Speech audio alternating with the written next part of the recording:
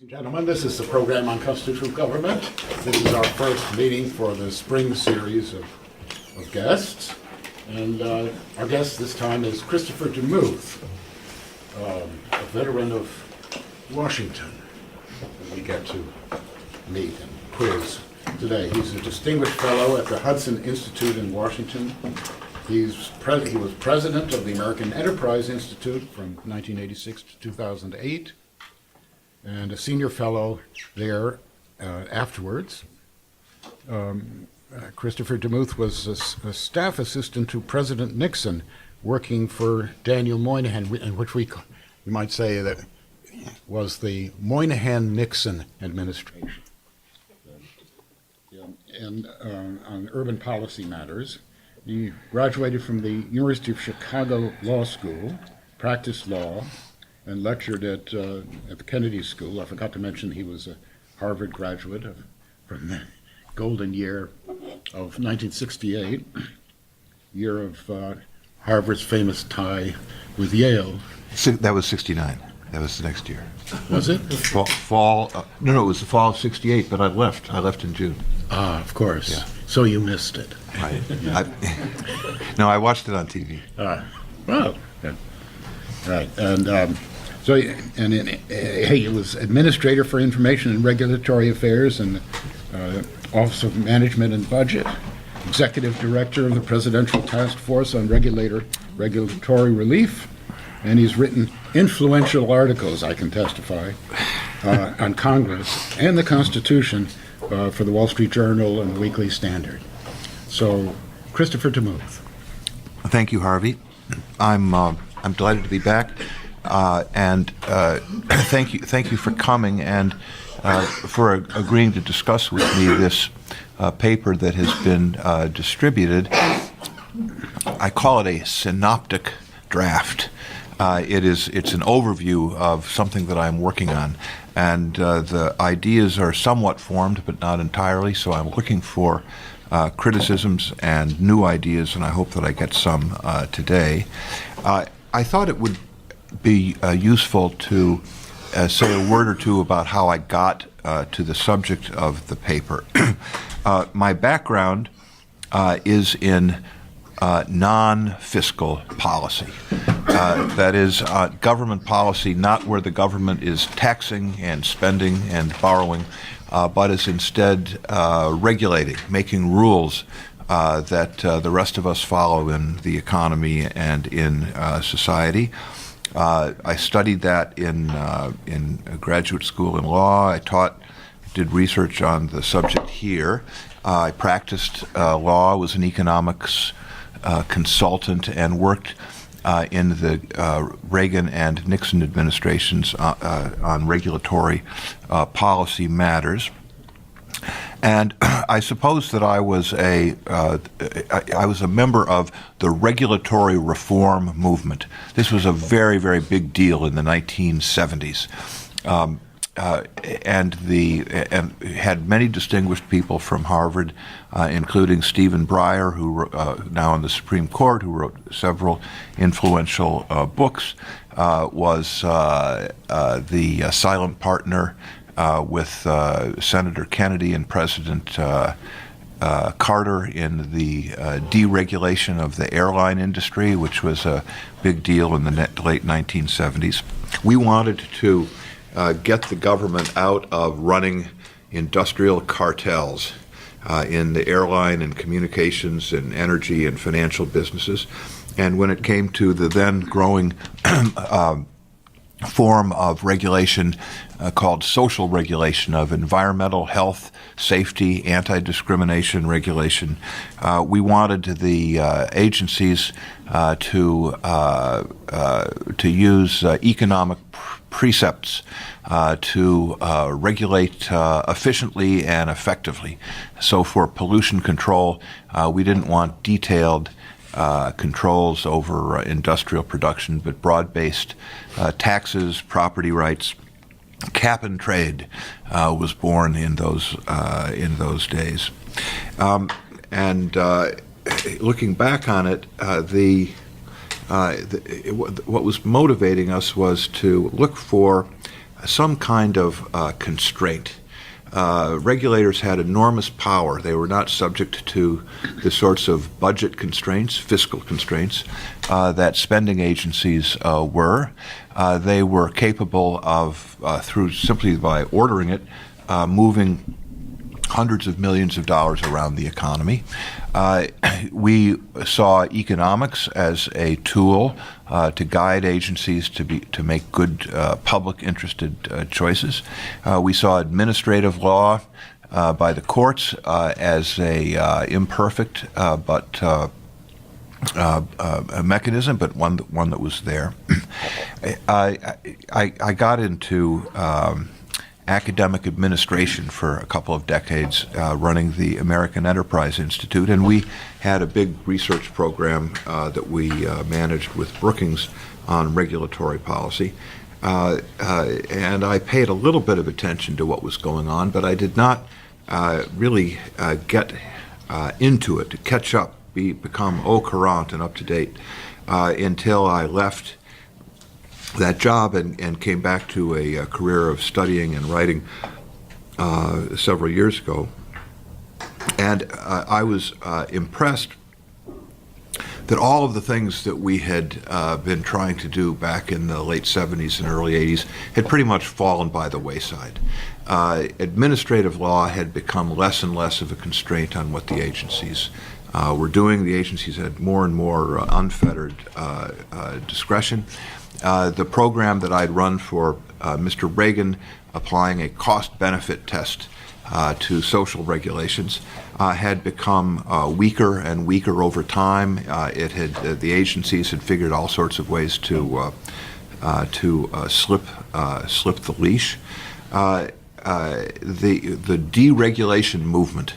Deregulation was a good word back in the 1970s. After 2008, it had become a bipartisan dirty word, and it was referring to anything that weakened federal controls. Most impressively, Congress, which I'd paid almost no attention to in my early days, looking back the decades from when I'd first been involved, Congress had not learned what I thought would be the lesson, which was if you turn over too much discretion and control to the administrative agencies, you will lose your authority. You will have less and less to say about the important decisions of government. You folks were elected because you have some interest in government policy. I know lots of cases where Congress is making mischief and bad policy, but at least they are subject to the occasional electoral votes. They have a constitutional role, and they're playing less and less of it. As I looked at this, a year fastened in my brain, and the year was 1970. People that study regulation believe that the administrative state was born in the progressive era with the articles by Professor Wilson and his advocacy when he became President of the United States, and then took a big leap forward in the New Deal years. I was impressed that the Big Bang in the growth of the administrative state was actually 1970, when Congress began creating many, many new agencies that had vastly more power than any of the little clubby cartel enforcement agencies of the New Deal.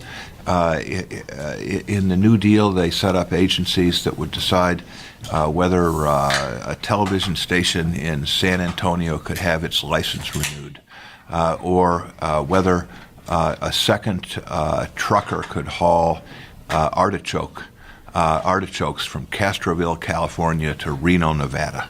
And they would have these big hearings over these things, and lawyers would come in, and there'd be days and hear cross-examination and evidence, and it looked just like a trial. Starting in the 1970s, agencies made laws that affected industries, people across the country, often imposing costs, providing benefits of vastly more than was ever at stake in a New Deal regulatory proceeding. And they did it by circulating memos. The agency would say, this is what we're thinking of doing, and everybody, the Sierra Club and the Friends of the Earth and ExxonMobil, everybody would come in and criticize it and say, no, you should do it this way. And then they'd take account of all these comments and they'd write the final rule, and that was it. The progressive era was almost all talk.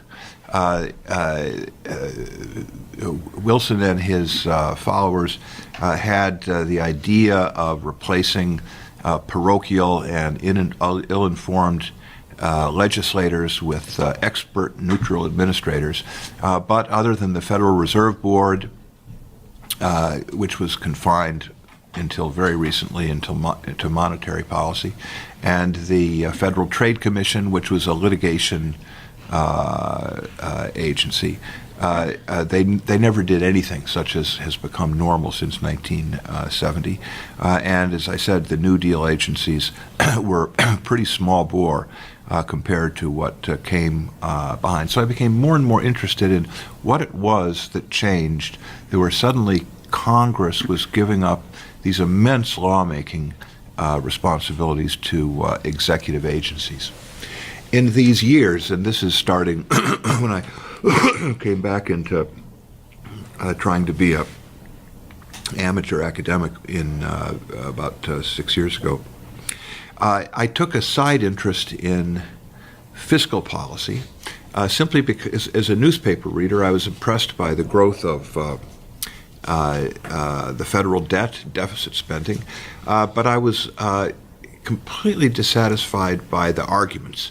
I read Martin Feldstein and Larry Summers and Paul Krugman, and I read all of the arguments that people were making, and they seemed that they were unsatisfying to me, and so I wanted to understand it. So I just kind of made a study, and I wrote a couple of things, mainly to explain to myself what I'd found, and I came to a somewhat unorthodox view. I thought it was unorthodox. Debt and deficits are not bad things; they are good things. Debt is one of the great inventions. It was an early invention. It goes all the way back to Deuteronomy. We know that.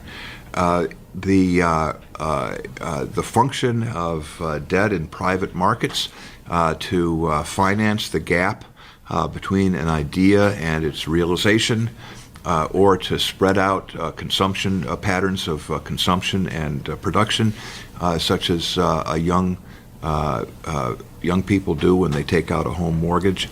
These are all very good things, and they have close analogs in what the government does.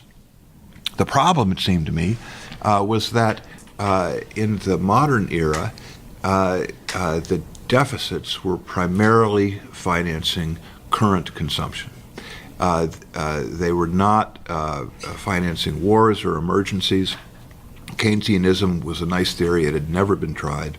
And with the growth of the welfare state and most federal spending being devoted to cash or in-kind payments to individuals as opposed to what we traditionally think of as public goods, we were effectively spending in recent years hundreds of billions of dollars every year on current consumption.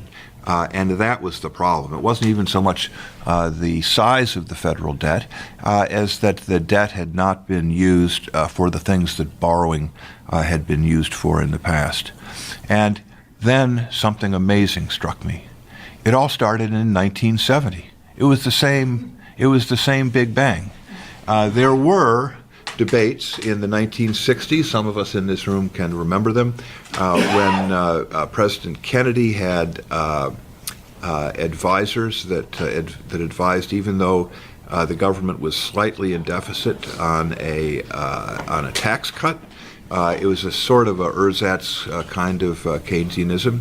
And then with the Great Society and the war in Vietnam, LBJ was following a guns and butter policy.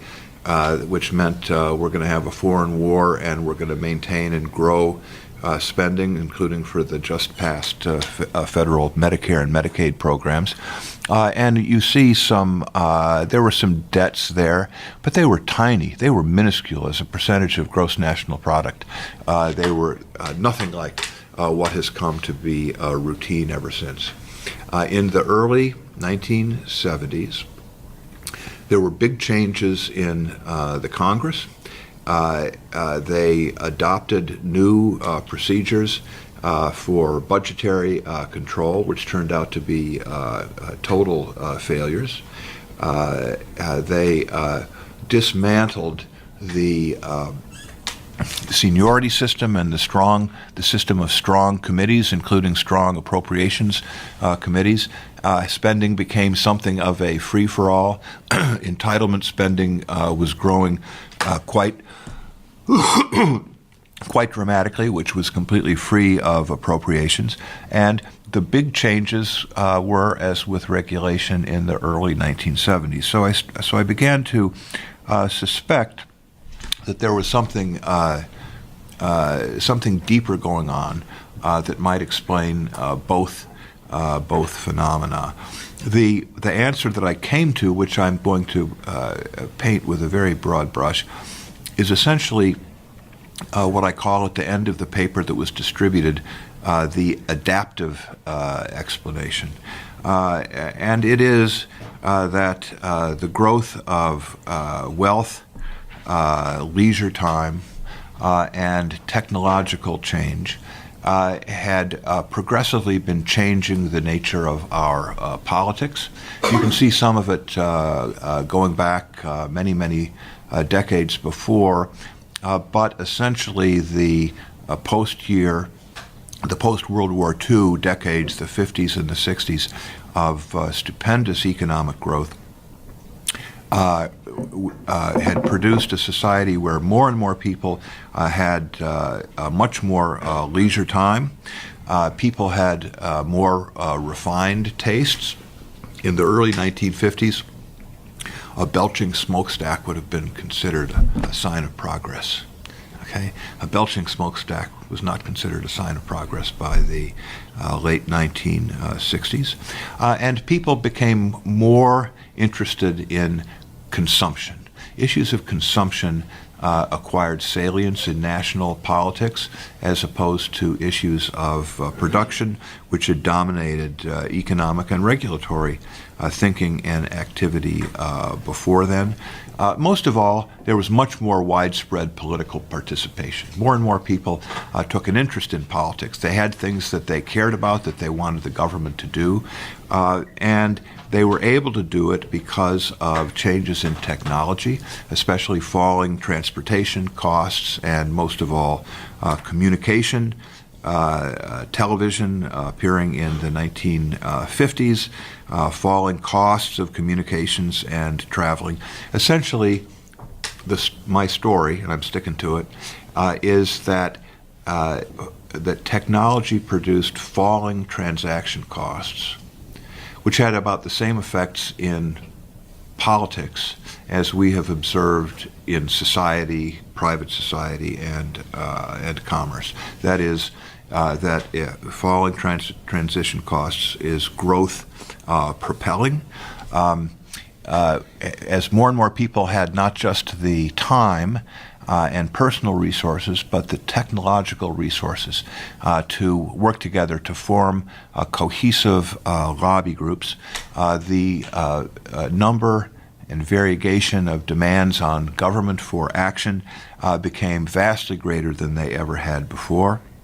And on the supply side, the political world found means of meeting that demand. The same technologies made it possible for people to form successful political careers without depending on the hierarchies, especially party and congressional hierarchies that they had been dependent on all up into that time. It produced, I use the word in this paper, the atomization of our politics and of the structure of Congress in particular. A word that goes back to several people that were experiencing it in real time as students in the 1970s, especially James Q. Wilson. As the hierarchies were disestablished and individual members could work directly with interest groups to promote their careers, the demands for spending, regulating, all sorts of kinds of intervention grew very powerfully. Spending became something of a free-for-all. Congress was still a clumsy, riven organization, just as the founders had intended it to be. And the way they got around that was to delegate decisions to hundreds and hundreds of specialized agencies in the executive branch and leave the big decisions to them, where they could form their own coalitions, could operate at much greater speed than a bicameral institution of nested committees. Other things were happening that one can see were a result of the same progress of affluence and technology. As society became much more mobile, as we had increasing globalization in the late 20th century of commerce and of culture, Congress lost a lot of the purpose, the constituents of its power that had existed since the legislative body came into being in the 17th century. People don't care that much. I don't want to say they don't care at all, whether they live in Boston or Atlanta. Probably people care a lot about that this week. But people have many, many other interests that dominate geographic locality. People care about lifestyles and vocations and avocations. They travel around. People go from Atlanta to Boston even this week without any difficulty and without fear. So geography is less important, and as Professor Mansfield wrote in a very deep article in 1978, the media has come to be our representative. For Congress to say, well, we represent the nation, but we all feel represented by the media. We're not the extended, highly complex Republic of Madison's time, but we're much more of a family, and we can sort of feel, and the media tells us how we should feel and what we should do. I'm not saying they're always right, but there is actually a much more high-tech competitor with this old-fashioned institution. So it didn't have to be 1970, but I think these things began to take hold then and have accelerated greatly in the past 2 decades. This paper is attempting to kind of pull together several of the things that I've done and extend them. It is being written for a group in Washington called the Federalist Society. The Federalist Society is in charge of picking President Trump's Supreme Court and lower court judges, as everybody knows from the newspapers, but it has a different purpose and a longer history. The people there feel with some justice that they played a big role in resurrecting the idea of originalism, textualism. The founders, the framers' intent as the lodestar for interpreting the Constitution, hugely controversial at the time, an intellectual entry against the then reigning view of a living Constitution that in the Reagan years was a very big deal. And I won't go into the history there, but the Federalist Society promoted this idea. It has been a great success in the sense that judges across the spectrum pretty much talk in that language now.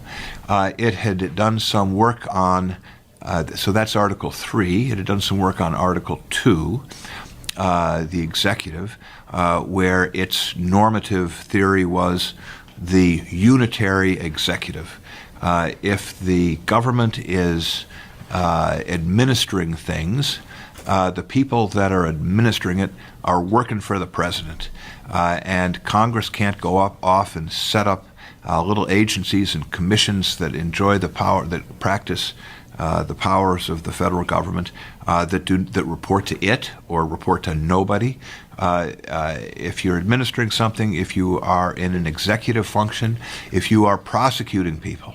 This came up in the famous Morrison case in the Supreme Court over special prosecutors. You work at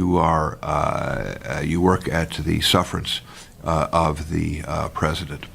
So having introduced these two ideas, I think the people at this organization said, well, we haven't looked at Article 1, so let's have an Article 1 project. So this paper is for the Federalist Society Article 1 project.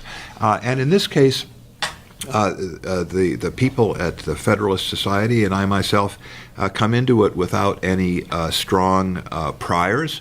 As I think I say in this paper, the Congress is the least normative of our institutions. The norm for right conduct in Congress is representation. You're supposed to represent your constituents, and we know that that's the norm because if you don't, you're going to get fired. And people can argue about just how much you have to pay attention to the home folks as opposed to giant corporations and so forth. But essentially, the norm for Congress is survival. If you find the means to stay in Congress, nobody tells you that you have to be an originalist or that you have to be a socialist or Ayn Rand objectivist. It's simply survival. But I do think that the motivation of the project is a concern that Congress has declined for some of the reasons I've gone over fairly quickly, and that the result, the one obvious result, is that there has been an atrophying in the traditional checks and balances.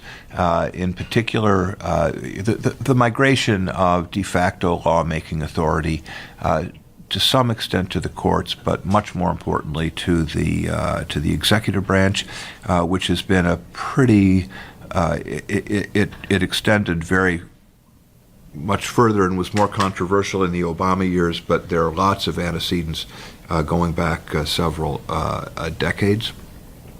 I think our intent is to end up with a normative theory of the appropriate role of Congress and of the elected representative in modern politics, but we're not there yet. We're trying to understand the history and understand what led us to the straits that we are in.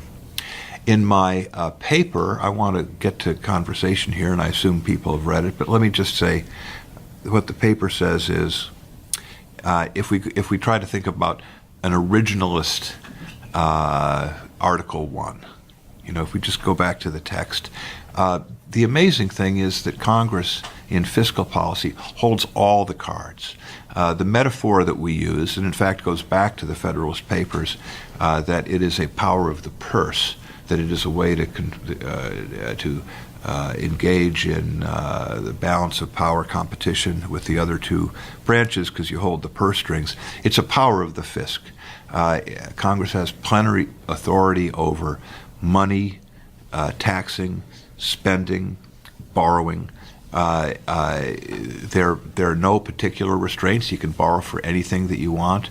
There are no tax apportionments such as you see in many modern constitutions. There's no balanced budget requirement. There's no nothing. It's simply left to the discretion of the Congress. Now,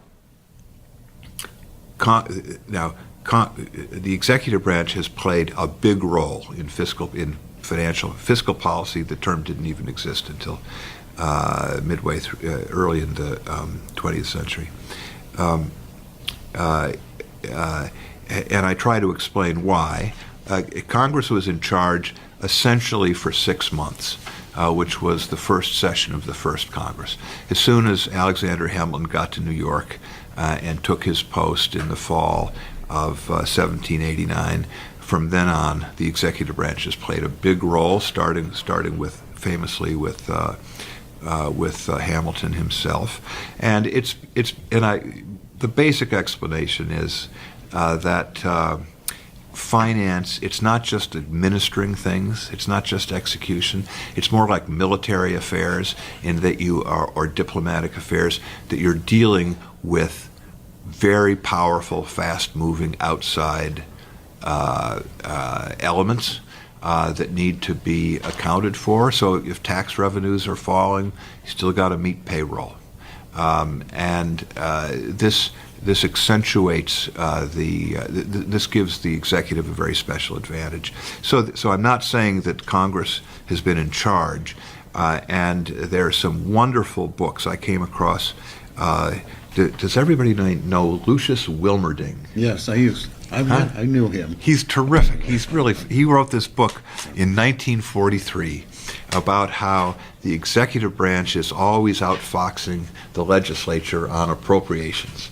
And it's a little bit like a line item in a grant. So you get a grant to do some research, and then you want to move something from one line item to another, and the foundation is Congress, and you're the person who's trying to get flexibility.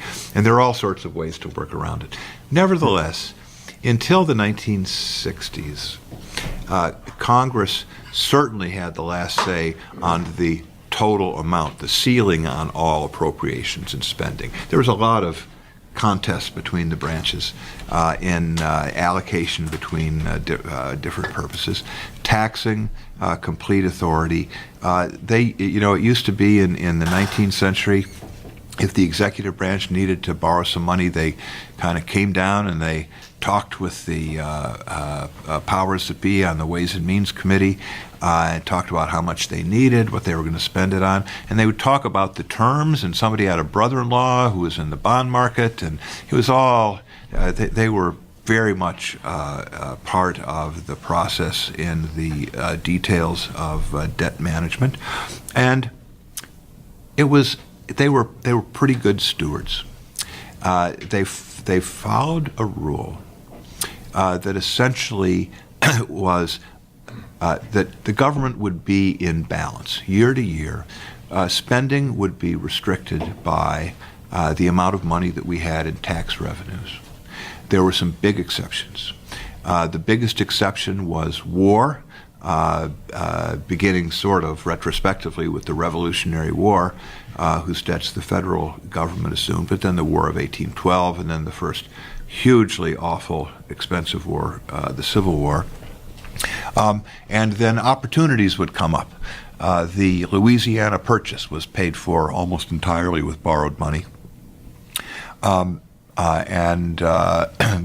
Getting on into the 19th century, we would encounter recessions, mild by contemporary standards, but the economy would stop growing, tax revenues would fall. They would borrow money to get through. But they always recognized that this was an exception.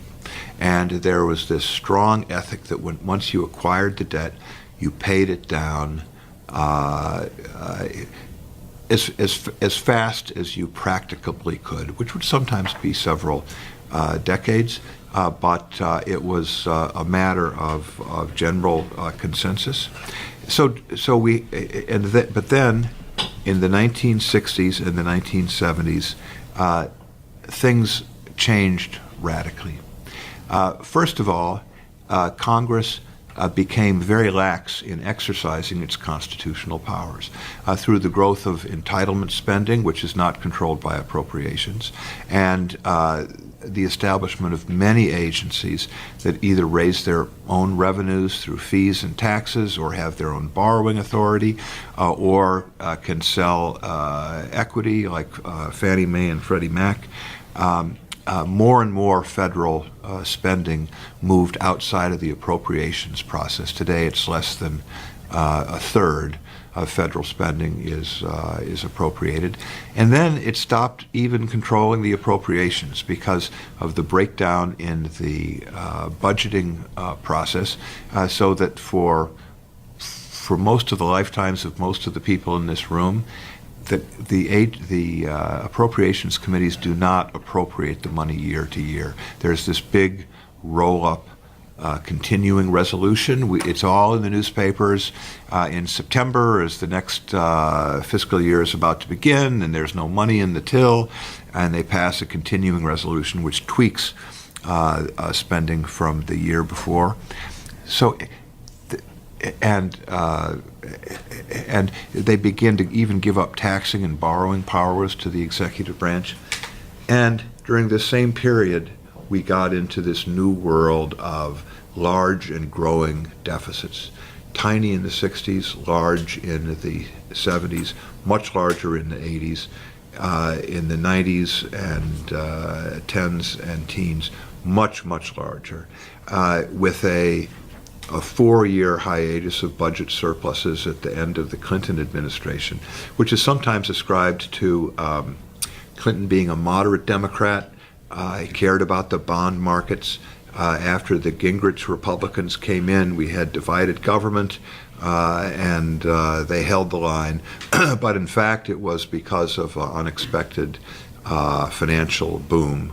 The first year of surpluses, President Clinton had proposed and Congress had accepted a budget in substantial deficit. It's just the Treasury revenues rolled in until the collapse of that pre-2008 boom. So here's the dilemma. How was it that a representative legislature, people who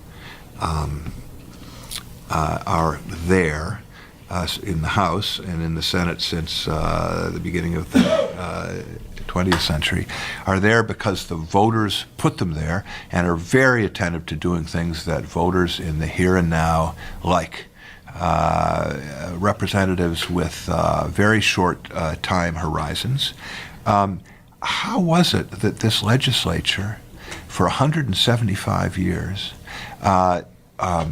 exercised its fiscal powers quite earnestly and diligently, and used it to pursue a policy of fiscal restraint, of balancing the budget, spending money only for things that a financial economist would approve, wars, emergencies, recessions, pay those debts down over many years, so you're actually collecting more money from your constituents than you are providing in government services. It did this for most of our history, and then all of a sudden, within a few years, it just said, we're not going to exercise any of that restraint, and we got into this world where deficits have gotten to huge, and as the economists say, unsustainable levels.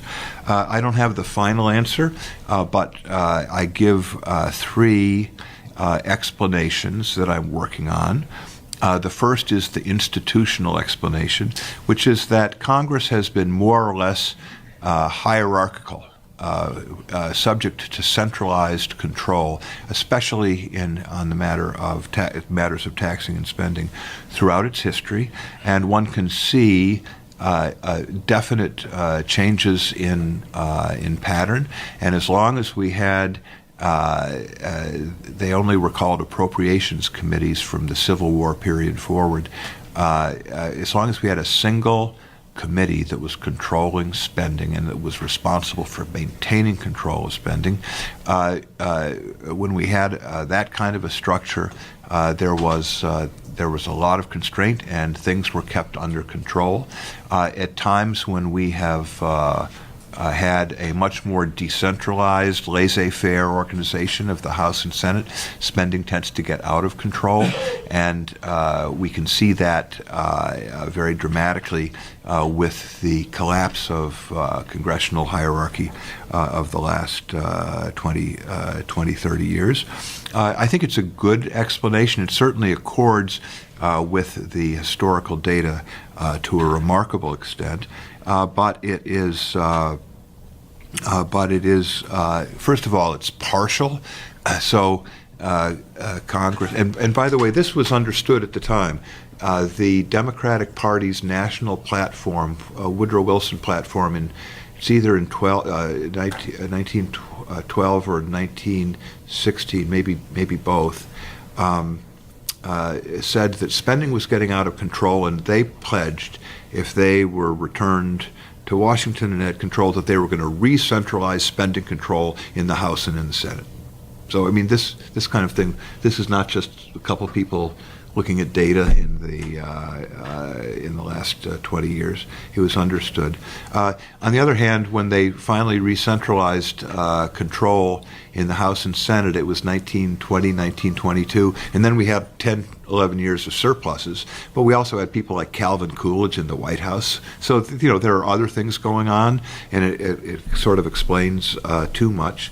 And and of course, it doesn't say why.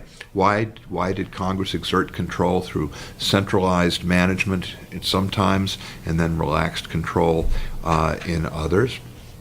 And that it doesn't provide a complete answer to that is suggested to me by the fact that this deficit spending on current consumption, it's not just the United States. It's basically all of the really big and fairly heterogeneous nations such as Germany, France would be in that category, and so looking at the particulars of our institutions doesn't quite do it. I've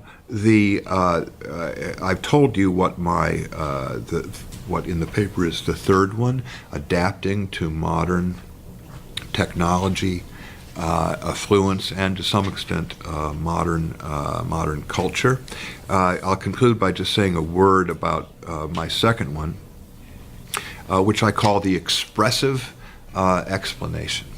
And briefly, it is that Congress cannot do anything beyond giving expression to ideas that are ideas and interests of sufficient power in society.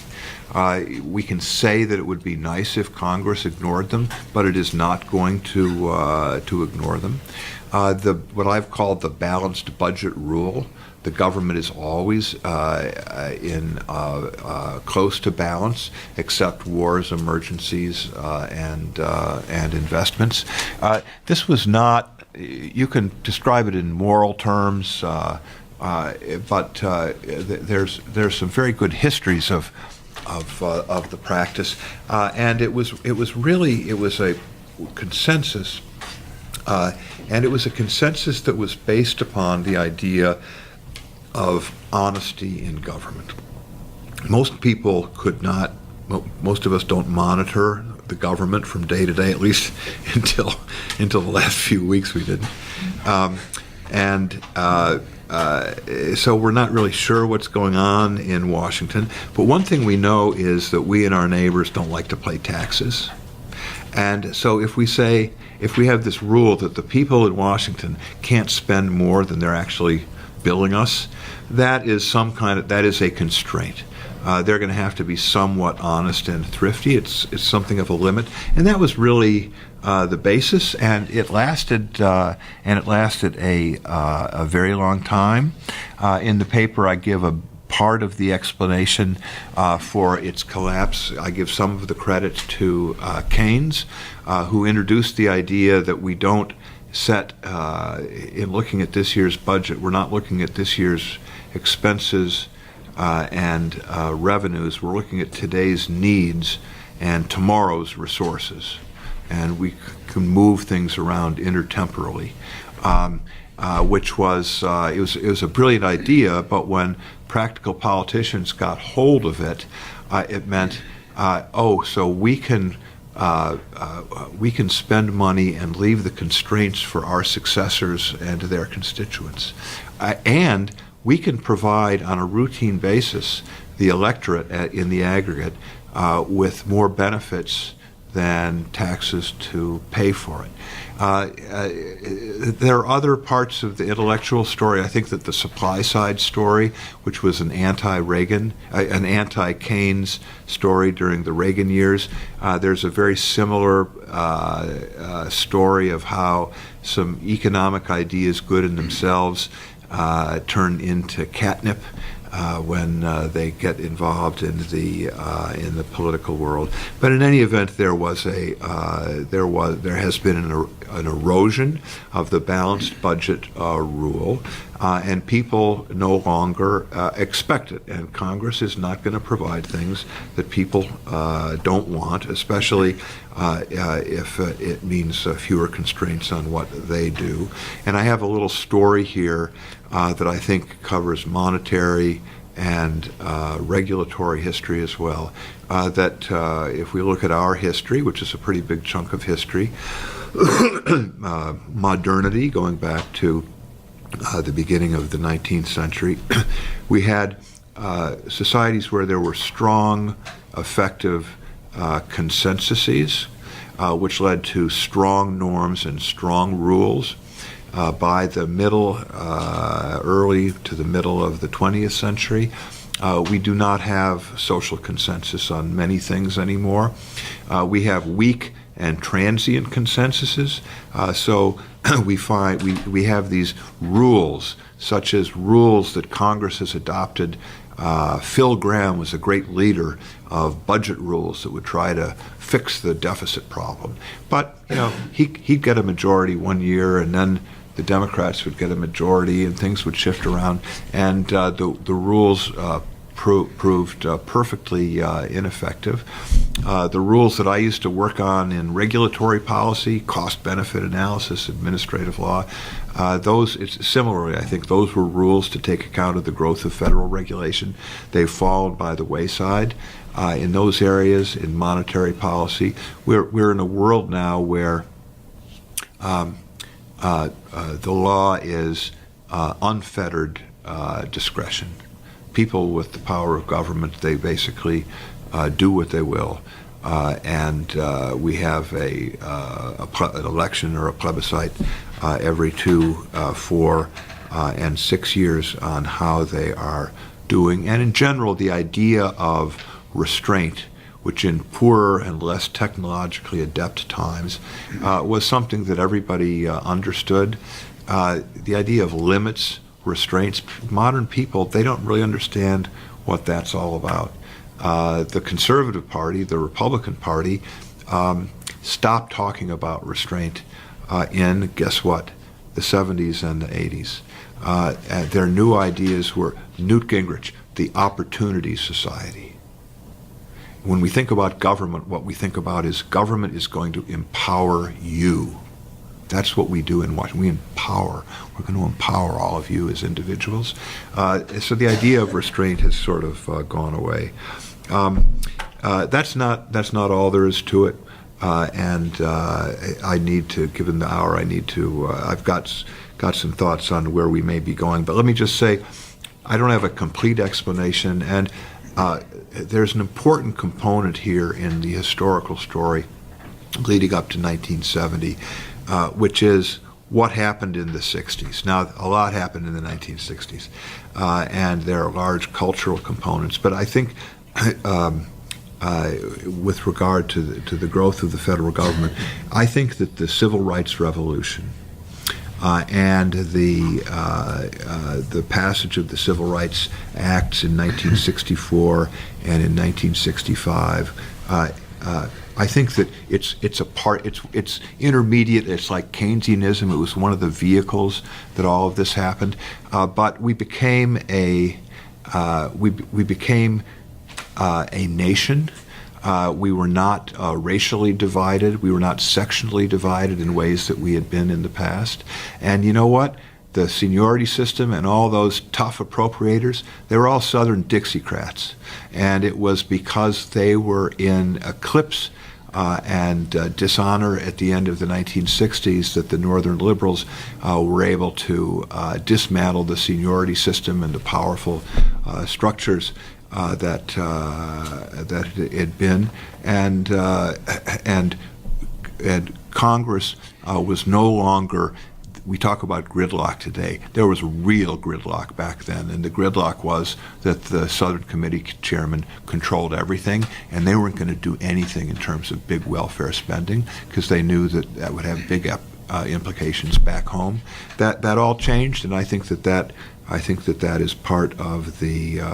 I think that is part of the story too.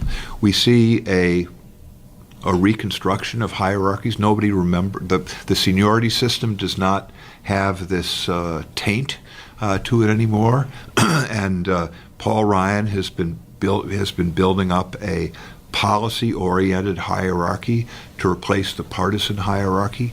I think Mitch McConnell doing somewhat the same.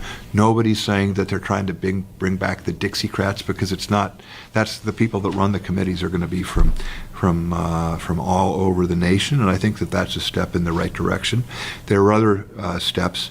However, we do have, and the recent campaign dramatized this, we have a deep bipartisan consensus for a very big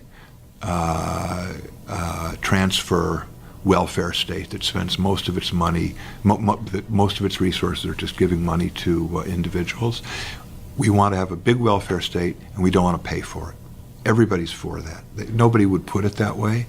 This new budget director would say, I'm against it, but President Trump and President Clinton would have said the same thing.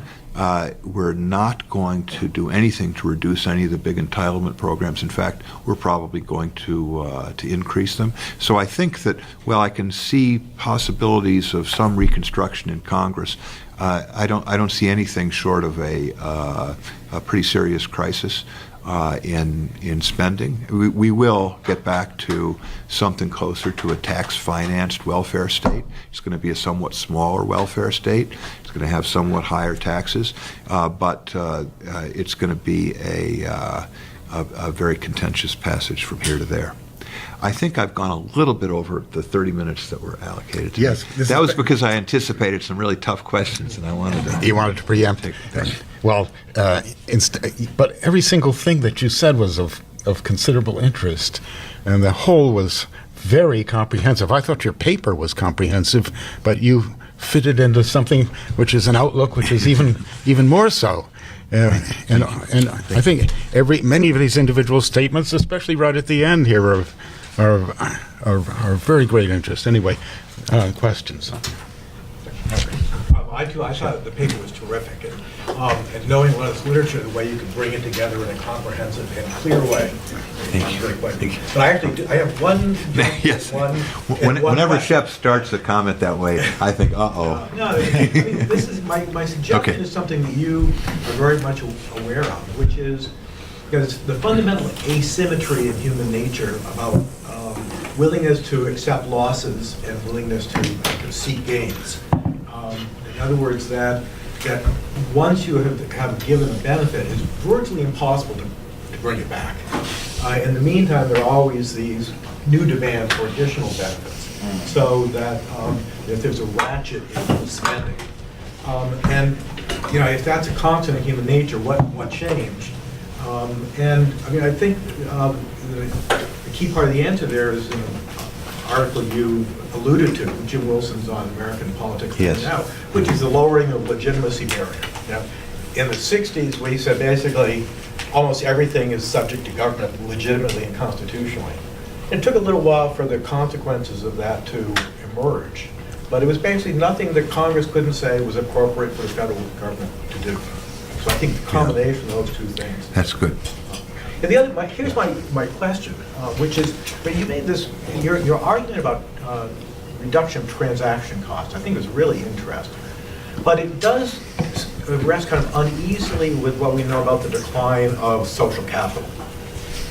So, and maybe one way of thinking about it is you're talking about the growth of some types of organizations, while we're seeing the decline of other types of organizations. A lot, again, we see the rise of organizations run by what Jim Wilson called amateurs, and a decline of the types of organizations led by professionals, and the imbalance between those two might add to that. So why is that a fall in social capital? I'm not sure. I'm not. Well, I guess I'm not saying giving I'm convinced by Putnam's work that certain types of organizations have been seriously on the decline. The family. The family, local organizations, local parties, local, the organizations that members of Congress used to go to get support and get money.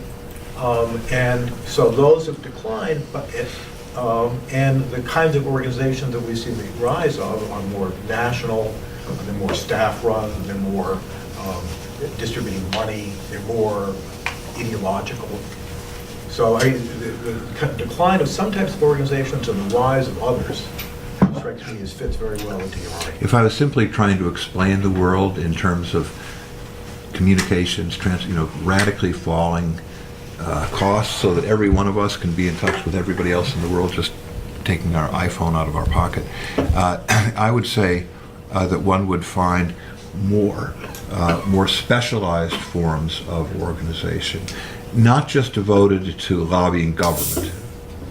You'd find all sorts of, you might find fewer local Kiwanis clubs, but if an animal welfare, if somebody's interested in animal rights or animal welfare.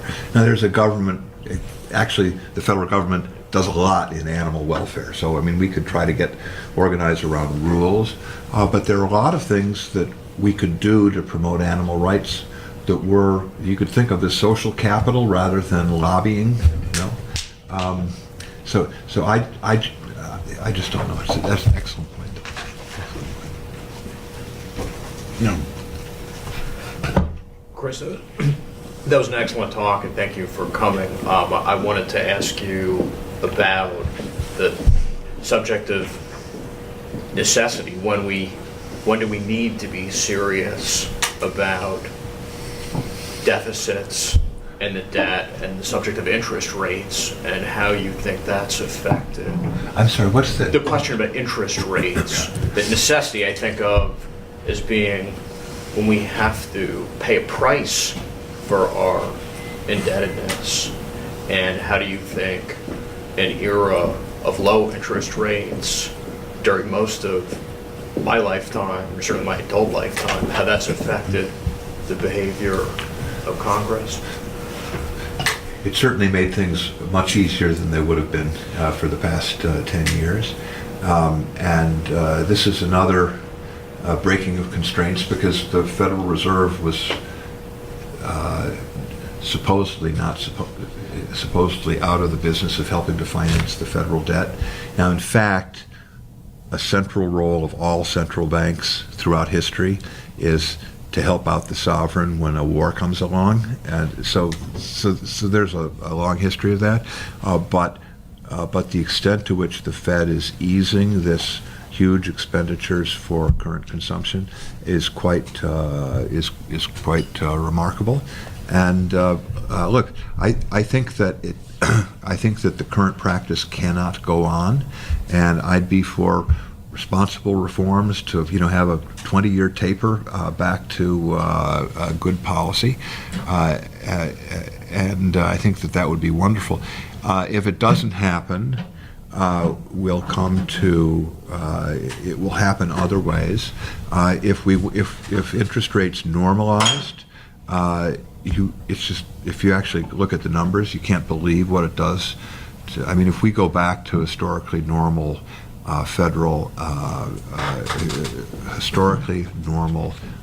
interest rates, and you cycle that through the government's debt portfolio. It doesn't happen instantly because we have these old debts. You got to retire them and borrow more money. But after a couple of years, there's essentially no discretionary budget in the Fed. I mean, if you assume that we're going to spend something on the military and entitlements are going to take what they take, there's nothing left. Everything else is interest payments. So that would change the nature of our politics very, very, very, very dramatically. How we would react, that would create big pressures for inflation, which is sort of a partial default on the debts. Half of our debt is held by foreign owners right now, which kind of leads to a greater temptation to inflate your way out of it because half of the pain falls elsewhere. But in economics, there's always a reaction. So if you do that, it could end up making interest rates go up even more because people, so it's complicated. But I think that one of the stories that where we hit the wall, probably the most likely one would be interest rates go up. And when it happens, all the economists will be surprised. You know that for sure. Let me ask, I assume from what you said at the end about the consensus on the welfare state of both parties is the reason why you didn't really discuss the two parties and their different positions, apparently different positions.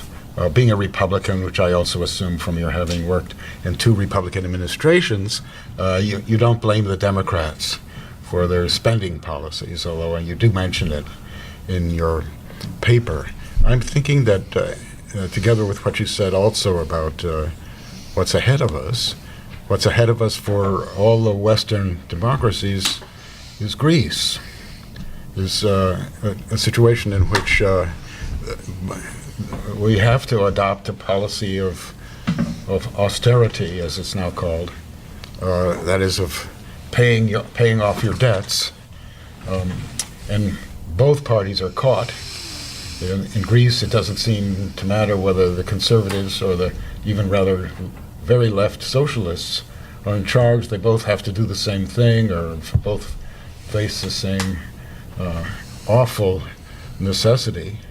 The people throw out one party and bring in the other with no difference, no change in the result.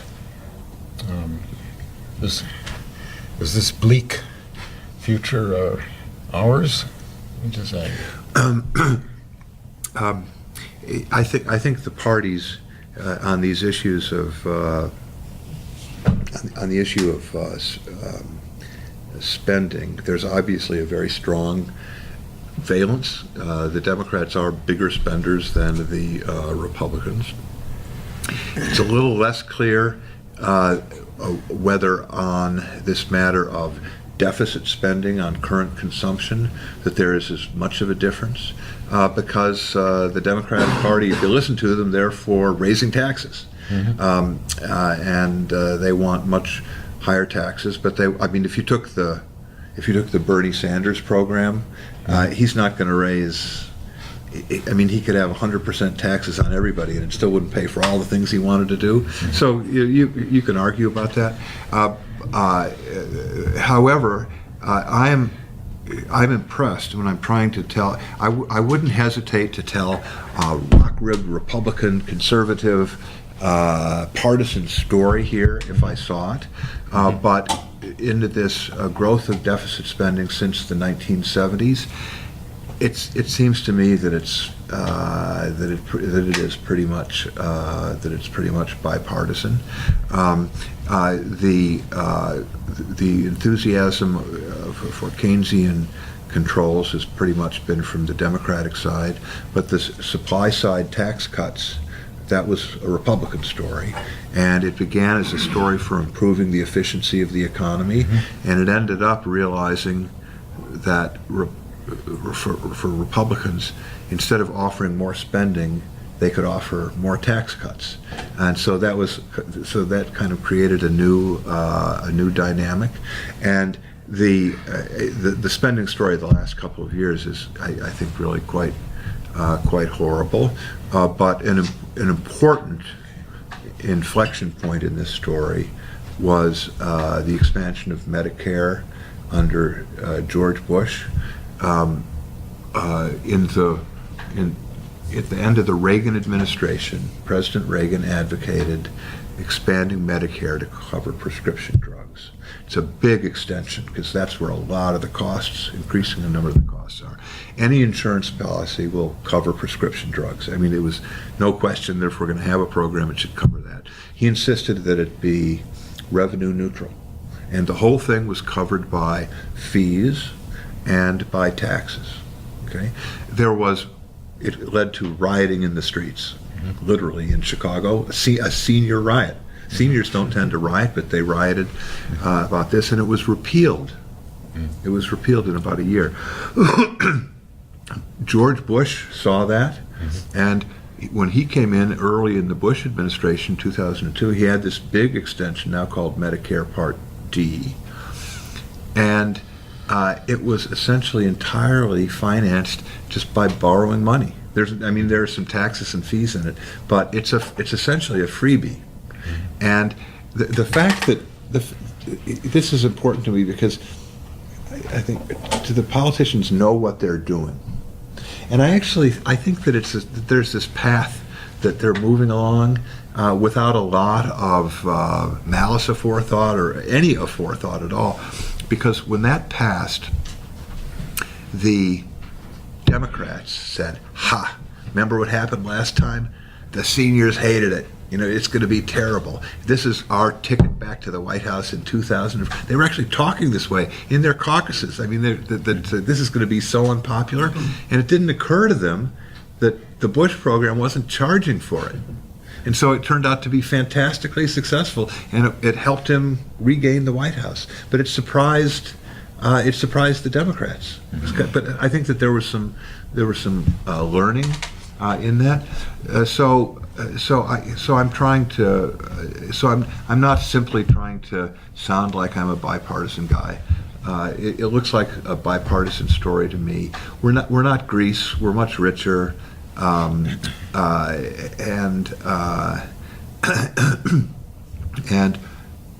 Greece would have been much better if it had simply defaulted.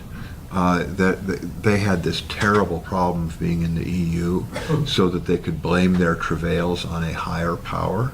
So that there were every dry cleaner and sandwich shop in Athens had a big poster of Angela Merkel in a Nazi uniform, and that was particularly bad. If they just said, we're going to default like Argentina, it would have been not great.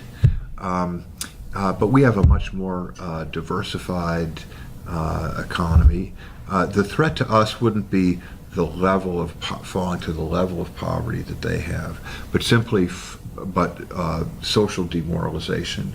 That lots and lots of people who had been dependent on promises find that the promises go away, and that it's a lot of hardship, but also it can lead into politically unpredictable directions.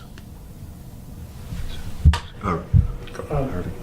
Go ahead, So Tom. I agree with you, but it seems to me there has to be a sort of broad consensus out there before we would reimpose some discipline, media, public, and that sort of thing. Academia will probably never come around.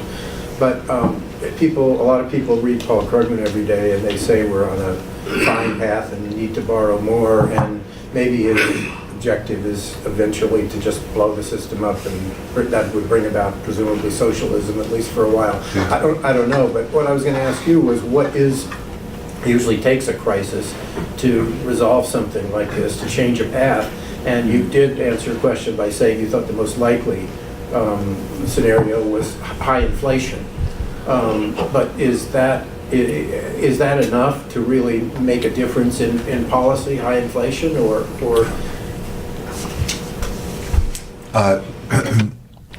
high inflation can't solve the problem of the gap between spending and revenues over the next, forget about 200, the next 30 or 40 years. You can't, I don't think you can inflate your way out of that. So there are going to have to be some adjustments in revenues or the size of benefits. But if we change benefits 30 or 40 years out, that doesn't have too much of a demoralizing effect on society today. I'm not sure. Your question is what? I was going to ask, isn't it going to take a catastrophic sort of event to change this course? That even as $20 trillion in debt, where half the country, maybe more, thinks it's no problem.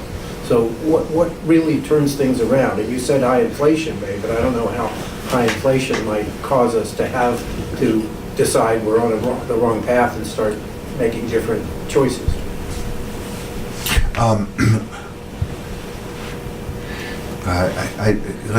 I said at the end that the idea of a budget balanced amendment, I don't know if we could ever pass it, but it could be a useful public education campaign. I mean, at some point,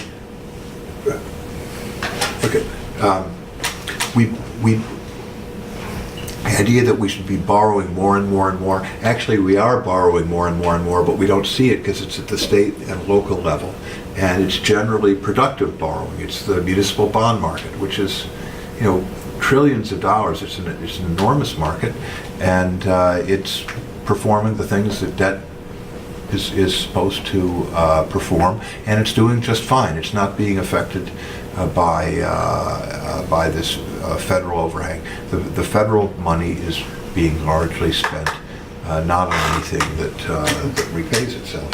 So I could imagine moving to a form of capital. There are lots of little things one could do.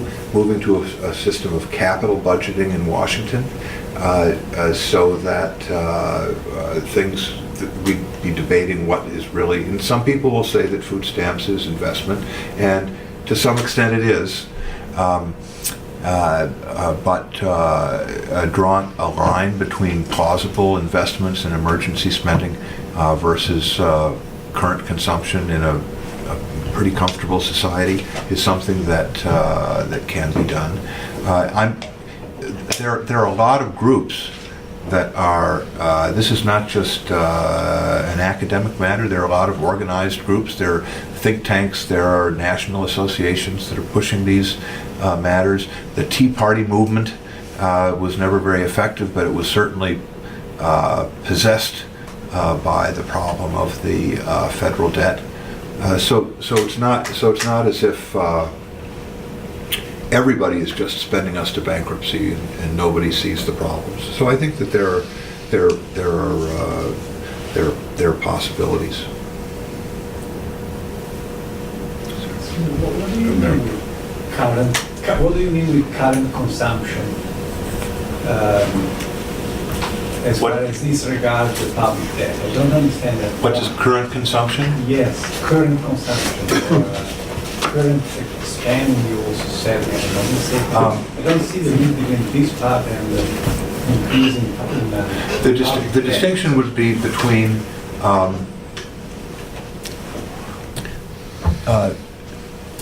spending money for a purpose that is expected to produce returns. Like you could spend money to build a plant, okay? And you think that once you don't have to borrow money for it. You could just get out your wallet and buy the plant if you had enough money. But the expectation is that once it is built, it is going to produce an economic product that is worth the investment in it. So it's actually growing the future. It might be a flop. Maybe you've got some idea that doesn't work out. But there is an idea, and we have to bridge the gap between the idea and its realization.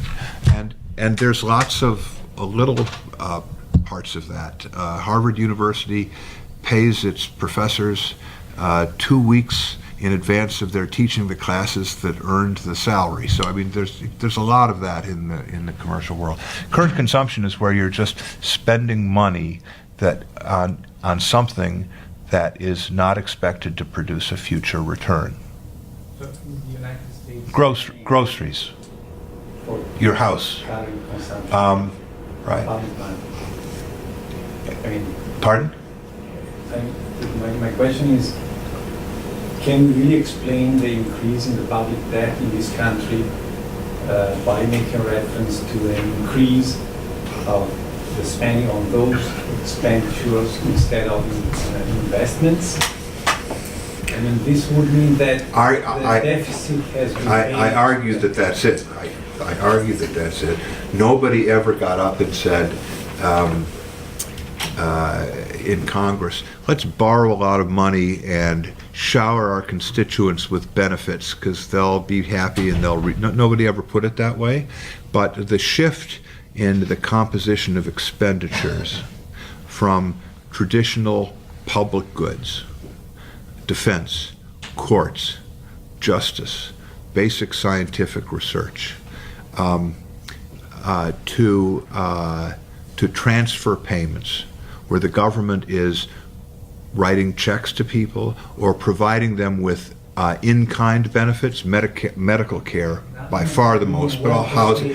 But if you look at the composition of spending 40 years ago and today, there's been a radical change. And it is during those same years that routine annual deficit spending, not exceptional spending because there's a crisis. We've had a lot of crises, but crisis or no, booming economy, recession, every year, huge deficits. Never happened before. Both of those things happened at the same time, and so I'm trying to tell a causal story, and I think I've got a plausible causal story. The distinction can be controversial. We have an enormous student loan program in the United States, and people say taking somebody that can't afford, doesn't have money to pay for tuition, and sending that person to college, that's a big investment in the future. So people think of that as investment. It's clearly not completely, I mean, people have a lot of fun when they're in college, and we've observed that a lot of people are coming out of colleges that can't get a job that pays back the loans. So that suggests that it hasn't been all an investment. I don't want to pretend that these are just clear, uncontroversial categories. Yes, and maybe might be a sort of peculiar question. How do you understand the passions that lead voters to desire this kind of thing? So you say, at one point you're saying, people like to get tax cuts or they like to have money spent on them, and that's what's sort of driving both of the parties. And you could say the passion that is driving them is that they want money or they want to get some sort of product or it'd be greed would be the passion or something like that. So that'd be one option. Another option would be what they like is recognition. That is, both parties now you could say like a welfare state, but what's important for each of them is that they get some kind of recognition. And if it's just money that they're interested in, it's hard to see how you could find a replacement for money. But if people are interested in recognition, then you could maybe find some kind of non-economic replacement for that recognition. Mm-hmm. I don't know if that question makes sense. But I guess the first question is, how do you understand the passions that are driving people to push politicians in this direction in both parties? It's a good question. I'm not sure how I would organize a recognition state as opposed to a welfare state. Civil rights. What? You mentioned civil rights. Right. Civil rights starts off as a recognition and it turns into benefits. How about that? Yeah, I like that. And in fact, I was thinking about spending, but if you look at the growth of the modern regulation, New Deal regulation was cartelizing production, usually at the expense of the individual consumer. New regulation is about economic welfare, environmentalism, safety, health, but a lot of it is about personal dignity, beginning with civil rights, anti-discrimination laws, and so forth. But the recent progression, gays, lesbians, the different letters and so forth, that seems to me to be dignity regulation. Federal bathroom etiquette rules are hard to understand, except as a matter of providing what you would call recognition. But I thought it could apply to other, so like the interpretation of Obamacare among certain elements of the right media was that this is taking, it's taking money from one group of people and giving it to another, and I think this recognition problem's involved in that. And then you could say one of the things that people like about Trump is that they think, okay, now he's going to be taking money, no longer taking money from us, but giving us money. So it's I don't have a well formulated question about that, but it seems it's not merely an economic question, I guess. I think it's not merely economic, but I also think that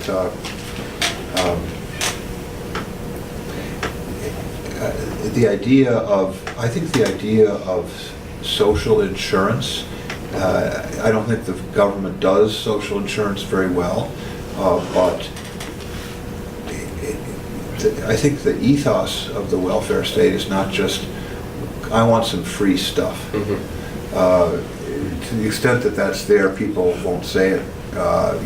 Sometimes they will say it, but it is more that I want to live in a world where we take care of people that are in trouble, that are handicapped, that had a bad break, that got a bad draw in the genetic lottery. And that has been part of government since we were small societies, and in the village we took care of people that were in need, and the political community has gotten large, and I think that a lot in the welfare state is providing benefits for all of us, that we all appreciate being in a world where people are taken care of. Anna? Can you give us a scenario, counter-factual one, of what the United States would look like if it hadn't been for, this growth in entitlement spending and all these things that some people call investment, the welfare state basically?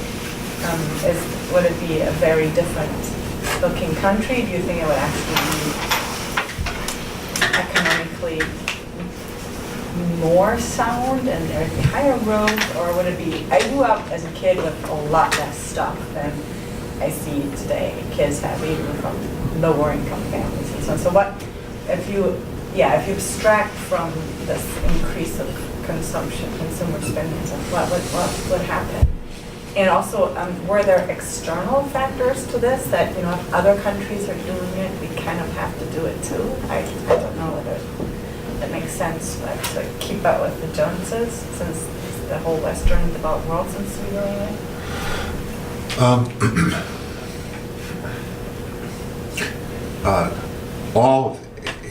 The welfare state, every advanced democracy is a welfare state. There's no exception. There are varieties of forms, and on the matter of fiscal integrity and constraint, you can find a relatively homogeneous, essentially the Scandinavian nations and Canada. They're not models of fiscal rectitude, but they're much better than ours, but they're also smaller, much more homogeneous societies. The ethic of the communitarian ethic is much easier in a small northern nation, and so forth.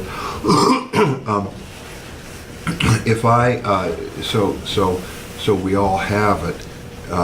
The Scandinavian nations and Canada are closer to a tax-financed welfare state. They have much higher taxes than we do. However, they're different, and I'm getting back to your first question. The taxes, for example, in Scandinavia, the taxes are very regressive. Spending is very progressive, and they don't tax investment. We punish investment, and the form of our welfare spending tends to discourage savings. And the Scandinavian welfare states are just much smarter than ours are. And I'm not saying we could replicate them, but if I could have a tax-constrained welfare state with an efficient taxing system and one that preserved a lot of incentives for private savings as opposed to just letting the government take care of your future, if we did those, we'd have a considerably larger and wealthier society. I'm confident of that. But I'm saying if I got to call the shots, if I could design it. But I think that if you some of the big welfare, it's a curiosity. The nations with bigger welfare states than ours have not been growing less than ours has. So people, advocates for the welfare state, say the welfare state is not slowing us down. Look at Sweden. Those states also don't regulate labor markets. And one thing Germany's done that's been very helpful in recent years has been to reduce restrictions in the labor market. But basically, in Sweden, you want to fire somebody, just fire them. I'm exaggerating a little bit, but there are many fewer restrictions, so that you get more investment, more growth. So they can be balanced. In the United States, the one thing we can say is that a tax-financed welfare state is not going to be as big as any of those in Europe. Even after the Civil Rights Revolution, we're still much more heterogeneous nation, and those conflicts will hold down the size of the welfare state. Where you have social, racial conflicts, the welfare state gets smaller. And in a way we're somewhat more conflicted. Everybody in Scandinavia goes back and is saying that Muslim immigration is going to be the end of our welfare state. It's changing our politics. Israel, with a socialist tradition, actually has a fairly small welfare state, and it's because a lot of Israelis think that the ultra-Orthodox are freeloaders and they don't want a lot of welfare spending. So the composition of the society makes a big difference too. Alex. So I get that two very different questions. Firstly, there seems to be, at least politically, some difference between the tone of the 2012 campaign and the tone of this last campaign.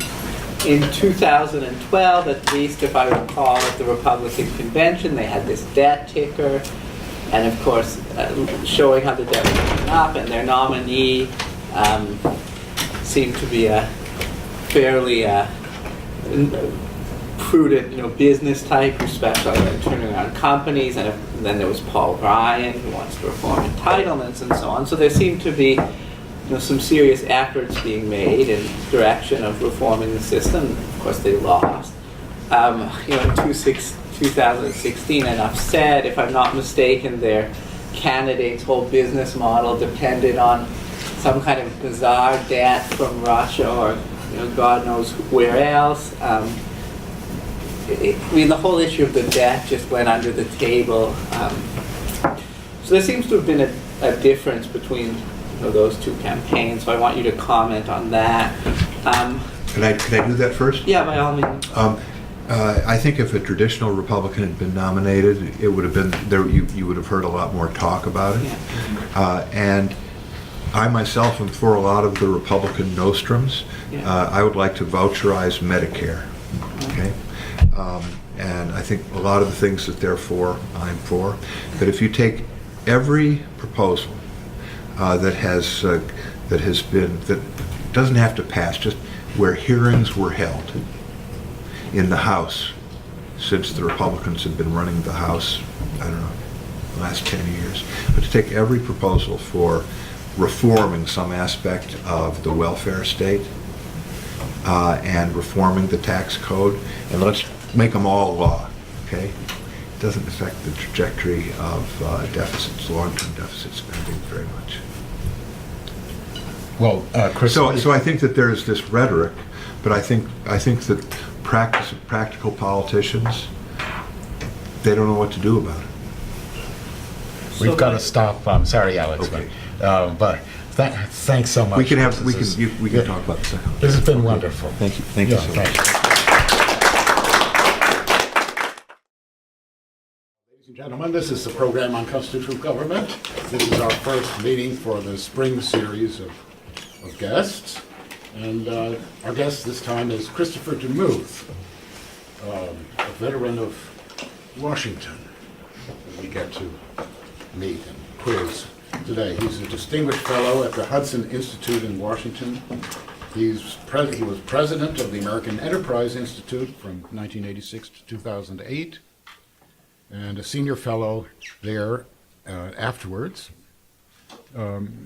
Christopher DeMuth was a staff assistant to President Nixon, working for Daniel Moynihan, in which you might say that was the Moynihan-Nixon administration, and on urban policy matters.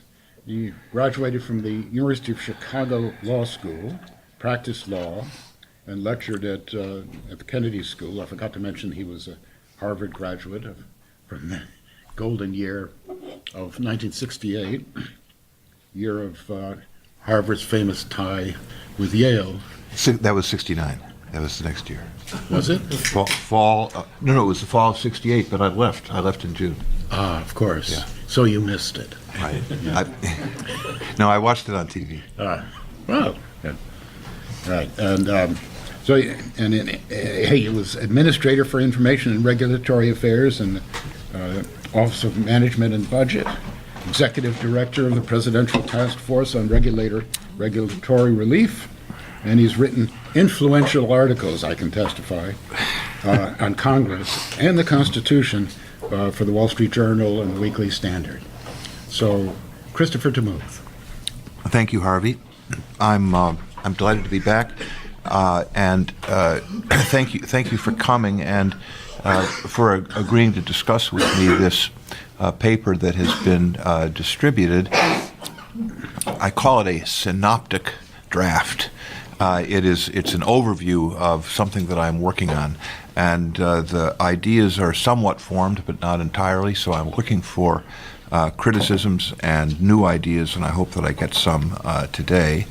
I thought it would be useful to say a word or two about how I got to the subject of the paper. My background is in non-fiscal policy. That is, government policy not where the government is taxing and spending and borrowing, but is instead regulating, making rules that the rest of us follow in the economy and in society. I studied that in a graduate school in law. Did research on the subject here. I practiced law, was an economics consultant, and worked in the Reagan and Nixon administrations on regulatory policy matters. And I suppose that I was a member of the regulatory reform movement. This was a very, very big deal in the 1970s. And had many distinguished people from Harvard, including Stephen Breyer, who now in the Supreme Court, who wrote several influential books, was the silent partner with Senator Kennedy and President Carter in the deregulation of the airline industry, which was a big deal in the late 1970s. We wanted to get the government out of running industrial cartels in the airline and communications and energy and financial businesses. And when it came to the then growing form of regulation called social regulation of environmental, health, safety, anti-discrimination regulation, we wanted the agencies to use economic precepts to regulate efficiently and effectively. So for pollution control, we didn't want detailed controls over industrial production, but broad-based taxes, property rights. Cap and trade was born in those days, and looking back on it, what was motivating us was to look for some kind of constraint. Regulators had enormous power. They were not subject to the sorts of budget constraints, fiscal constraints, that spending agencies were. They were capable of, simply by ordering it, moving hundreds of millions of dollars around the economy. We saw economics as a tool to guide agencies to make good public interested choices. We saw administrative law by the courts as a imperfect but a mechanism, but one that was there. I got into academic administration for a couple of decades, running the American Enterprise Institute, and we had a big research program that you folks were elected because you have some interest in government policy. I know lots of cases where Congress is making mischief and bad policy, but at least they are subject to the occasional electoral votes. They have a constitutional role, and they're playing less and less of it. As I looked at this, a year fastened in my brain, and the year was 1970. People that study regulation believe that the administrative state was born in the progressive era with the articles by Professor Wilson and his advocacy when he became President of the United States, and then took a big leap forward in the New Deal years. I was impressed that the big bang in the growth of the administrative state was actually 1970, when Congress began creating many, many new agencies that had vastly more power than any of the little clubby cartel enforcement agencies of the New Deal. In the New Deal, they set up agencies that would decide whether a television station in San Antonio could have its license renewed, or whether a second trucker could haul artichokes from Castroville, California to Reno, Nevada. And they would have these big hearings over these things, and lawyers would come in, and there'd be days and hear cross-examination and evidence, and it looked just like a trial. Starting in the 1970s, agencies made laws that affected industries, people across the country, often managed with Brookings on regulatory policy. And I paid a little bit of attention to what was going on, but I did not really get into it, to catch up, become au courant and up to date until I left that job and came back to a career of studying and writing several years ago. And I was impressed that all of the things that we had been trying to do back in the late 70s and early 80s had pretty much fallen by the wayside. Administrative law had become less and less of a constraint on what the agencies were doing. The agencies had more and more unfettered discretion. The program that I'd run for Mr. Reagan, applying a cost-benefit test to social regulations, had become weaker and weaker over time. The agencies had figured all sorts of ways to slip the leash. The deregulation movement Deregulation was a good word back in the 1970s. After 2008, it had become a bipartisan dirty word, and it was referring to anything that weakened federal controls. Most impressively, Congress, which I paid almost no attention to in my early days, looking back the decades from when I'd first been involved, Congress had not learned what I thought would be the lesson, which was if you turn over too much discretion and control to the administrative agencies, you will lose your authority. You will have less and less to say about the important decisions of government.